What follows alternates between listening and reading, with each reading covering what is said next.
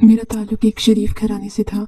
जब मेरी शादी हुई तो मैं हजारों अरमान लेकर अपने ससुराल में आई थी।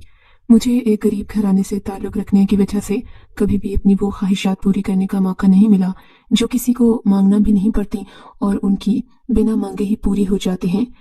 मेरी ख्वाहिशात कुछ ज्यादा नहीं थी, बस अच्छा खाना, अच्छा पहनना और अच्छा ओढ़ना। ये भी नहीं कि मुझे लाखों के जोड़े पहनना थे या महंगे महंगे होटल में खाना खाना था। बस एक आम खुशहाल जिंदगी गुजारने का ख्वाब हर लड़की की तरह मेरे मन में भी था। जब मेरी शादी हुई, मेरे शौहर ने मुझे हीरे की अंगूठी तोहफे में दी थी। मैं तो इसी बात से समझ गई थी कि इस घर में मेरा मुस्तकबिल रोशन है। मैं जो चाहूंगी वैसा ही होगा। मेरे लिए कोई कमी हो ऐसा तो हो ही नहीं सकता। मैं इसी खुशफहमी में थी, मगर मैं ये नहीं जानती थी कि अमीर लोगों की सुबह जब मुझे सबने खाना बनाने के लिए कहा तो मैं खुशी खुशी किचन में चली गई। ये कोई ऐसा खाना ना था जिसमें ज्यादा देर लगती। मेरे ख्याल में तो रस्मी तौर पर जो दुल्हन से मीठा बनवाते हैं वैसा ही कुछ था। मैंने सोचा कि मैं अपने घर वालों के लिए आज बहुत कुछ बनाऊंगी जो इससे पहले इन्होंने खाया न होगा। मैं बहुत अच्छे कोफ्ते बनाती थी। मुझे कबाब बनाने की भी खास महारत हासिल थी। मैंने सुबह उठते ही मसाले कूटना शुरू कर दिए। तभी मेरी सास किचन में दाखिल हुई और बोली, बेटी ये तुम क्या कर रही हो? हमने तो सिर्फ तुम्हें मीठा बनाने को कहा है। नहीं अम्मा जी, मैं चाहती हूँ आज मैं घर वालों के लिए कोफ्ते बनाऊं, और वो भी ऐसे कि सब लोग उंगलियां चाटते रह जाएं। ठीक है बेटी, मैं सब्जी मंगवा दूंगी, तुम बना लेना। सब्जी के नहीं माँ जी, मैं गोश्त के बनाना चाहती हूँ। मेरे ऐसे कहने की देर थी कि सास ने कानों को हाथ लगा लिया। अरे बेटी, कि सास ने कानों को हाथ लगा लिया। अरे बेटी, गोश्त कौन खाता है? हम लोग तो ज्यादा दाल ही पसंद करते हैं। मैं दाल भी बना दूंगी, लेकिन मैं चाहती हूँ सबको अपने हाथ के कोफ्ते जरूर खिलाऊं। मैंने दोबारा कहा, तुम्हें जो कहा है, जितना कहा है उतना ही करो। सास के मुंह से इतनी सख्त बात सुनकर मेरे तो होश ही उड़ गए थे। अगर मेरी सास माँ इतनी ही सख्त थी तो मेरी बकिया जिंदगी तो जहन्नुम हो जानी थी। ये सोचकर ही मेरे रोंगटे खड़े हो गए। मैंने अपनी सास से मजीद बहस ना की। पहले दिन ही बदमजगी हो गई थी। मैं मजीद नहीं चाहती थी कि हमारे घर में ऐसी बातें हों। सो खामोशी से घर वालों को खीर और सब्जी के कोफ्ते बनाकर खिला दिए, मगर उनमें जाहिर है वो जायका तो नहीं था। इस घर में तेल का इस्तेमाल भी बड़ा कम किया जाता था। ये सब बातें देखकर मेरा दिल भुज सा गया। मैंने अच्छे से खाना भी नहीं खाया। जब मेरे घर वाले मुझसे मिलने आए तो किया, मुझे लगा कि शायद ये थोड़े दिन की बात है।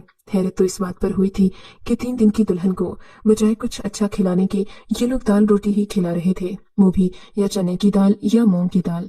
मैं इन लोगों को देखती तो हैरान होती। इतने बड़े बंगले में रहने वाले लोग दाल रोटी पर गुजारा कर रहे हैं। सोचा कि अपनी किसी सहेली से ये बात जरूर कहूंगी।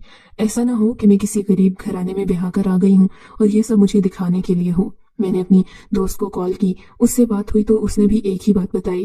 कहने लगी कि तुम ठीक कहती हो, मुझे पहले ही शक था। बाज औकात तो ऐसा भी होता है कि लोग सब कुछ झूठ बोलते हैं। मैं तुम्हें अपनी दोस्त नगीन की कहानी सुनाती हूँ। नगीन की शादी भी एक ऐसे ही लोगों में हुई थी जो बज़ाहिर तो बहुत अमीर थे, मगर शादी के बाद इन्होंने नगीन पर जुल्म सितम शुरू कर दिए। इसे घर के कपड़े धुलवाना, बर्तन धुलवाना, हर काम करवा। जैसे नगीन ने तलाक ले ली। पता चला कि वो सब कुछ तो किराए का था। तुम भी देख लेना कहीं तुम्हारा शौहर जेब का हल्का ना हो और उसने तुम्हें ये सब बताया हो। नगीन वाली कहानी सुनकर मैं तो बाकायदा डर गई थी। मैंने कहा, तुम मुझे डराओ मत, मैं अपने शौहर से खुद ही बात कर लूंगी। हो सकता है कि वो ये सब कुछ गैर जानिबदाराना या फिर ना जानते हुए कर रहे हूँ। उनका ध्यान ही इस तरफ ना गया हो। वैसे भी घर में लोग तो बहुत थे। अगले दिन मैं उठी तो घर में वैसे ही हलचल मची हुई थी। मेरी सास बहुत खुश थी। मैंने उनसे वजह पूछी तो कहने लगी, आज मेरी बेटी ठीक 5 साल बाद मुझसे मिलने अमेरिका से आ रही है। बेटी मैं बहुत खुश हूँ। तुम सोच नहीं सकती कि औलाद का गम कैसा होता है। वो इलाज के लिए वहां गई थी, अब आई है तो मेरा दिल उसे देखने को तड़प रहा है। उनकी ये बात सुनकर मैं खामोश हो गई। सोचा कि अब तो खुद ही ये लोग गोश्त चावल पका लेंगे क्योंकि बेटी जो मिलने आ रही गोश्त चावल पका लेंगे क्योंकि बेटी जो मिलने आ रही थी, वो भी 5 साल के बाद। मगर हैरत मुझे उस वक्त हुई जब सास ने मुझे दाल पकाने को कहा। या अल्लाह, ये लोग इंसान हैं या फिर किसी और दुनिया की मखलूक जो सुबह शाम दाल खाई जा रहे हैं। मैं दिमाग में सोचती ही रह गई। फिर मेहमानों का रश इतना ज्यादा था कि इस बात पर ध्यान नहीं दे सकी। शाम को जब मैं फारिग हुई तो मैंने एक भी गोश्त का टुकड़ा चखा ही नहीं था। ना ही गोश्त मेहमानों के लिए आया था। सब कुछ सब्जी और दालों का बना हुआ था। मुझे बड़ी हैरत हुई, गुस्सा भी आया। मैंने तो खाना तक नहीं खाया। तभी सलीम घर आए। मैंने उनसे भी गिला कर दिया, सलीम ये क्या तरीका हुआ? आपने देखा नहीं, इस घर में कभी एक बार भी मैंने गोश्त पकते नहीं देखा। हमें किस चीज की कमी है जो हम गोश्त खाने से गुरेज कर रहे हैं? हर रोज घर में दाल पकती है। आपकी बाजी मेहमान बनकर इस घर में आई थी, उन्हें कैसा महसूस हुआ होगा? 5 साल बाद वो आई और दाल हैं। मैंने नाराजगी दिखाई। अच्छा तुम परेशान न हो, मैं तुम्हें बाहर खाने पर ले जाता हूँ, क्या ख्याल है? शौहर की बात सुनकर मैं खुश हो गई। हाँ दिल, क्यों नहीं, मैं तो कब से चाहती हूँ हम लोग बाहर जाकर भी खाना खाएं। आपके घर में तो हर वक्त मेहमानों का जमघटा लगा रहता है। मेरी बात पर अदील हंस पड़े। हाँ ठीक है बेगम साहिबा, मैं आपको जरूर लेकर जाऊंगा, कोई और हुक्म हो तो वो भी जरूर बताइएगा। मैं उनकी बात पर हंसती। थोड़ी देर बाद मैं तैयार होकर आ गई। हम दोनों खाना खाने बाहर चले गए। आदिल ने बड़े मुजरिमाना लहजे में बताया, क्या तुम उसे गोश्त खिला दो? खबरदार अगर ऐसा किया, जल्दी से घर आओ, मैं तुमसे एक लफ्ज नहीं सुनूंगी। ये कहकर इन्होंने फोन बंद कर दिया। आदिल का चेहरा भी उतर गया। क्या हुआ आदिल? मैंने परेशान होकर पूछा। आदिल एकदम इतने परेशान हो गए कि जैसे उन्हें बहुत बड़ा नुकसान हो गया हो। आदिल ने उठते हुए कहा, चलो हमें अभी घर चलना होगा, इसी वक्त अम्मा बुला रही हैं और वो बहुत गुस्से में हैं। ये कहकर इन्होंने मेरा हाथ पकड़ा और रेस्टोरेंट से बाहर लाने लगे। ये क्या तरीका है आदिल? मैं इतने अरमानों से आपके साथ आई थी और आप हैं कि अपनी माँ की एक कॉल पर मेरा खाना खाने का ख्वाब अधूरा छोड़कर चल दिए। मैं तो आपके साथ बहुत सारी बातें करने आई थी। मैंने गिला किया तो अदील ने सख्त लहजे में कहा, बातें फिर कर लेना, घर में भी हम हर वक्त ही साथ होते हैं, बातें करने के लिए बाहर आना जरूरी नहीं। अभी जो कहा है मेरे साथ चलो। आदिल के सख्त लहजे पर मेरी आंखों में जलते दिए बुझ गए। हम लोग जल्दी से घर पहुंचे। जिम्मे भुनी बैठी थी, जबकि मेरी अमेरिका वाली नंद ऊपर वाली मंजिल में अपने बच्चों के साथ सो रही थी। रात के तकरीबन 10 बजे थे। सास ने मुझे और मेरे शौहर आदिल को अपने कमरे में बुलाया और तनकीदी निगाहों से देखते हुए बोली, आ गए तुम दोनों? चैन नहीं आया हमारी नाफरमानी किए बगैर? मेरी सास की इस बात ने मुझे गुस्सा दिला दिया। अम्मा जी, हमने आपकी क्या ही नाफरमानी की है, हम तो सिर्फ खाना खाने बाहर गए थे, ऐसा भी क्या जुर्म कर दिया हमने, क्या आप इतना गुस्सा कर रही हैं? मेरी बात पर आदिल ने मुझे चुप रहने का इशारा किया। हाँ हाँ, आप बस मुझे ही चुप करवाएं, मैं तो आज तक इस घर में दाल ही खा रही हूँ, एक बार भी मैंने गोश्त की एक टुकड़ा नहीं चखा। आखिर ऐसी भी क्या किल्लत है कि आप लोग न मुझे खाने देते हैं न खुद खाते हैं? मैंने कहा। मेरी सास ने मुझे नजरअंदाज करते हुए आदिल को मुखातिब किया और बोली, तुम तो जानते हो ना बेटे कि हम सब ऐसा क्यों करते हैं, ये हमारे भले के लिए है और फिर गोश्त कौन सा सेहत के लिए ठीक है। बड़ों की बात में हमेशा कोई ना कोई हिकमत होती है। अगर तुम मेरी बात नहीं मानोगी तो खमियाजा तुम्हें ही भुगतना पड़ेगा। तो अगर मैं आपकी बात ना मानूं तो क्या होगा? मैंने झिझकते हुए पूछा था। आदिल ने मुझे चुप रहने का इशारा किया। तुम कल मेरे पास आना, मैं तुम्हें अच्छी तरह बता दूंगी कि अगर तुमने किसी दिन गोश्त पकाया तो क्या होगा। मैं सास की बात सुनकर घबरा गई थी। इन्होंने बड़े संजीदा लहजे में ये बात की थी। दिल में सोचा कि ठीक है, मैं भी सुबह इनके कमरे में आ जाऊंगी, खुले वक्त में बहस कर लेंगे कि आखिर हुआ क्या है जिस पर मेरी सास इतना गुस्सा करती हैं और चाहती हैं कि इस घर में कभी गोश्त न पके। शायद इसलिए कि मेरे माँ बाप से मजीद पैसा ऐंठने का शौक होगा, तभी तो इन्होंने ऐसा कहा है। मेरे बाप को इन्होंने जहेज के लिए भी इतनी ही तकलीफ दी थी जितना कि अब मुझे मर्जी का खाना खाने पर दे रहे थे। लगता है इस बार अब्बा से 5 लाख की भैंस मांगेंगे कि अपनी बेटी के लिए भैंस लेकर दो, तभी उसके लिए अच्छा खाना पकेगा। ये सोचकर मैंने सास से लड़ने का मूड बना लिया था। सुबह 4 बजे मैंने नमाज वगैरह पढ़ी। 5 बजे नाश्ते के लिए जब मैं किचन में गई तो मेरी सास दूध उबाल रही थी। अम्मा जी, क्या बात है, आपने मुझे बताया नहीं कि आप लोग गोश्त क्यों नहीं खाते? देखो बेटी, बात दरअसल ये है कि हमारे खानदान का रिवाज ही ऐसा है, हम बरसों से ऐसा करते आ रहे हैं। अगर तुम मेरी बात नहीं मानोगी तो तुम्हारे लिए यही होगा कि तुम औलाद से महरूम रह जाओगी। सास की बात सुनकर मैं चुप हो गई। जाहिर है उनकी जहनियत का अंदाजा मुझे यही कि गोश्त खाने से इंसान हमेशा के लिए औलाद की खुशियों से महरूम हो जाता है। खैर, मैंने इस बात पर ध्यान नहीं दिया था। अब मैं सोचने लगी थी कि मैं अपने लिए खुद ही बाजार से गोश्त मंगवा लिया करूंगी और घर वालों को बताए बगैर पकाकर अपने और आदिल के लिए अलग रख लूंगी। मगर इसी के बाद एक ऐसा वाकया हुआ जिसने मुझे वाकई डरा कर रख दिया था। ये जुमे का दिन था। सब घर के मर्द बाहर जुमे की नमाज पढ़ने गए थे। मेरी सास भी जुमे की तैयारियों में मसरूफ थी। वो अमूमन जुमे के दिन अपने नाखून काटती, गुस्ल करती और नहा धोकर जिक्र अज़कार में मसरूफ हो जाती। मैं जानती थी कि उस दिन कोई भी घर में मुझे देखने के लिए नहीं होगा। तो मैं किचन चली गई। मैंने अपने रुपए निकाले जो मैंने बचा कर रखे थे और गली में एक बच्चे को दे दिए। मैंने कहा कि गोश्त लेकर जल्दी आना। वो गया और आधे घंटे बाद ही वापस आ गया। मेरी सास अभी तक जिक्र अज़कार में मसरूफ थी। मैंने जल्दी से मसाला तैयार किया और गोश्त भून कर एक प्लेट में डाला ही था कि मेरी सास की आवाज आ गई, अरे बहू, चाय की एक प्याली ही दे दो, मुझे बड़ी तलब हो रही है। मुझे मालूम था मैं चाय खुद भी बनाऊं तो वो किचन का चक्कर जरूर लगाएंगी। अब इस गोश्त का क्या करूं, ये सोचकर मैंने जल्दी से गोश्त को ऊपर वाली अलमारी में छुपा दिया। फिर हंसते तवक्के मेरी सास खुद ही थोड़ी देर बाद किचन में आ गईं। आते ही जैसे उनको इसी ने खुद खबर कर दी हो, वो सूंघने लगी, तुमने कुछ पकाया था क्या किचन में? नहीं माँ जी, मैंने क्या पकाना, खुशबू आ रही है अजीब सी, इन्होंने कहा और इधर उधर दीदे घुमाकर देखने लगी।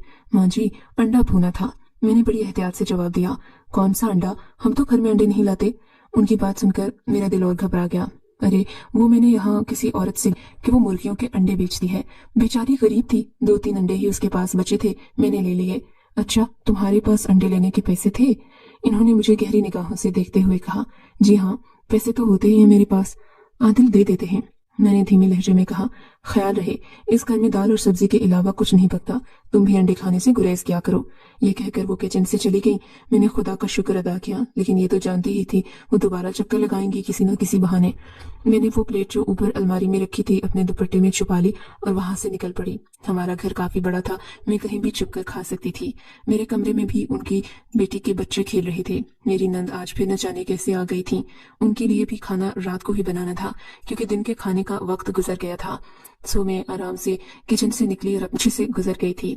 हमारा घर इस तरह से एक प्लॉट में वाक़ था जिसके आसपास 4 दीवारी थी, यानी इस घर में और भी कमरे थे जो घर से जुड़े हुए नहीं थे, मगर वो हमारे इस प्लॉट के अंदर थे, जिसके बाहर एक 4 दीवारी खड़ी कर दी गई थी। मैं एक कमरे के करीब आई तो मुझे लगा जैसे आज से पहले मैं यहाँ ना आई हूँ। कमरा एक पर्दे के पीछे छुपा हुआ था, यानी कि पहले तो मुझे ये कोई पर्दा ही लगता था या एक छोटी दीवार, लेकिन आज वो कमरा पुरस्रार और बहुत अलग सा लग रहा था, जैसे इसे इरादतन मुझसे छुपाया गया हो। मुझसे रहा नहीं गया, मैंने पर्दा हटाकर देखा तो वाकई एक खुला कमरा था। कमरे का दरवाजा अंदर से बंद था और खिड़की खुली थी। मैं हैरान होकर देखने लगी। इस घर में रहते हुए आज तक मैं यहाँ नहीं गई थी। मैंने जल्दी से कमरे की खिड़की से अंदर झांका। मेरी नजर अंदर मौजूद चारपाई पर पड़ी, जिस पर एक लड़की लेटी थी। लड़की बड़ी ही खूबसूरत और कम उम्र लग रही थी, मगर उसने खुद को एक चादर से ढांप रखा था। लड़की को देखकर मैं एक लम्हे के लिए रुक गई थी, क्योंकि ये लड़की आज तक मैंने इस घर में नहीं देखी थी। लड़की बहुत हसीन थी, कम उम्र लगती थी, चेहरे से बिल्कुल मुतमईन लग रही थी। ऐसा नहीं था कि उसे यहाँ जबरदस्ती कैद किया गया था, बल्कि वो अपनी मर्जी से यहाँ लेटी हुई थी। मैं सोचने लगी कि ये लड़की कौन है जिसको यहाँ रखा गया है। अपने गोश्त वाली बात को तो मैं भूल ही गई थी। अब मेरी नजर में वो कमरा आ गया था। खैर, अभी मैं वहां खड़ी ही थी कि आदिल घर आ गए। घर है? क्यों, क्या मैं यहाँ नहीं आ सकती? नहीं, तुम यहाँ नहीं आ सकती। क्या तुम्हें अम्मी ने नहीं बताया? वो मुझे क्यों बताएंगी? क्या मैं अपने ही घर में घूमने फिरने के लिए आपसे इजाजत लूंगी? हाँ, तुम्हें इजाजत तो लेना पड़ेगी। ये तुम्हारे माँ बाप का घर नहीं है, तुम्हारे शौहर का घर है और तुम मेरे हुक्म की पाबंद हो। ठीक है, आप मुझे इस घर से भी निकाल दें। आपको तो मेरी हर बात ही बुरी लगती है।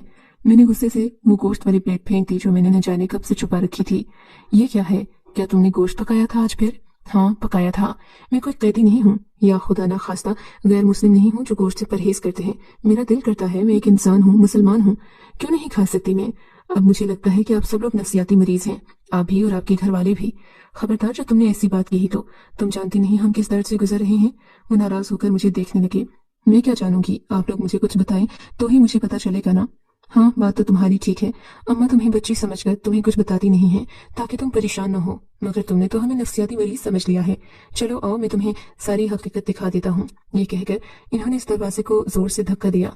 दरवाजा खुल गया। अंदर बैठी लड़की कराहते हुए हमारी तरफ देखने लगी। वो उठकर बैठ भी नहीं सकती थी, बहुत परेशान लग रही थी। उसके ऊपर ढकी चादर से लग रहा था कि इस गर्मी में भी उसे सर्दी लग रही है। ये कौन है? मैंने हैरत से पूछा था। ये कौन है? मैं तुम्हें अभी बताता हूँ। फिर हम उस लड़की के करीब बैठ गए। आदिल ने कहानी शुरू की। ये उस वक्त की बात है जब हमारे लोग बहुत ज्यादा कामकाज किया करते थे, खानदान में मेहनत कश लोग थे। हमने अपनी आमदनी बढ़ाकर इस इलाके में एक बड़ी हवेली तामीर की थी। हवेली के तामीर के दौरान न जाने ऐसा क्या हुआ, फौरन बाद हमारे खानदान में वबा फैल गई।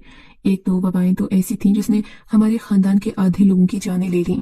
हम लोग आधे रह गए थे। हम जो भी खाना पकाते वो ऐसा होता कि खाकर पेट में दर्द होता। पहले तो हम इसे जादू का असर समझते रहे, मगर फिर जब हमने तिबी इलाज शुरू किया तो मालूम हुआ कि ये कोई जादू या फिर और कोई चीज काले असरात न थी, बल्कि सिर्फ और सिर्फ हमारे खानदान की एक एलर्जी थी, जिससे हम में से किसी को भी मोहलिक से मोहलिक बीमारी लाहक हो सकती थी। हमारे खानदान में ये एलर्जी दूध और गोश्त से फैली थी। डॉक्टर ने बताया था कि ये सब मेरे दादा में भी मौजूद था, मगर चूंकि पहले जमाने की ग़िज़ाएं खालिस होती हैं, इसलिए किसी को मालूम नहीं पड़ा कि ये बीमारी इन्हें भी हो सकती है। वैसे भी पहले जमाने में जो भी बीमार होता उसे जादू समझकर भुला दिया जाता या फिर उस बेचारे की मौत का इंतजार किया जाता था, लेकिन अब ऐसा नहीं है। मेरी ये बहन जो यहाँ तुम्हें नजर आ रही है, इस बेचारी को भी एक मोहलिक किस्म का कैंसर है जिससे इसकी जिंदगी मुतासिर हो गई है। इसने लोगों से मिलना जुलना छोड़ दिया है। लोग तरह तरह के सवाल करते हैं। अभी भी लोगों को लगता है कि मेरी बहन से कोई गुनाह हुआ है जिसकी वजह से इसे इतनी मोहलिक बीमारी मिली है। खुदा का खौफ करना चाहिए। बीमार होने का मतलब तो ये है कि अल्लाह आपको याद करता है। यह हरगिज़ ہرگز نہیں کہ وہ آپ کو سزا دے رہا ہے۔ یہ کہہ کر عادل خاموش ہو گئے، جبکہ میں ساری بات سمجھ گئی تھی۔ میرے سسرال والے گوشت اس لیے نہیں کھاتے تھے کہ انہیں گوشت سے الرجی تھی، لیکن انا اتنی کہ یہ بات بتا بھی نہیں سکتے تھے۔ لاکھ پہیلیاں بھجوائیں، لاکھ مجھے اذیت میں ڈالا، لیکن ایک بات مجھے بتا نہیں سکتے۔ انسان جب اپنی خامیوں پر پردہ ڈالنا چاہتا ہے تو وہ ایسا ہی فریب پسند ہو جاتا ہے۔ شاید میرے سسرال والے بھی حقیقت کو قبول کرنے سے انکاری ہیں، حالانکہ یہ کوئی بڑی بات نہیں، حقیقت تھی جسے وہ مجھے بتا بھی دیتے تو میں کچھ نہ کہتی۔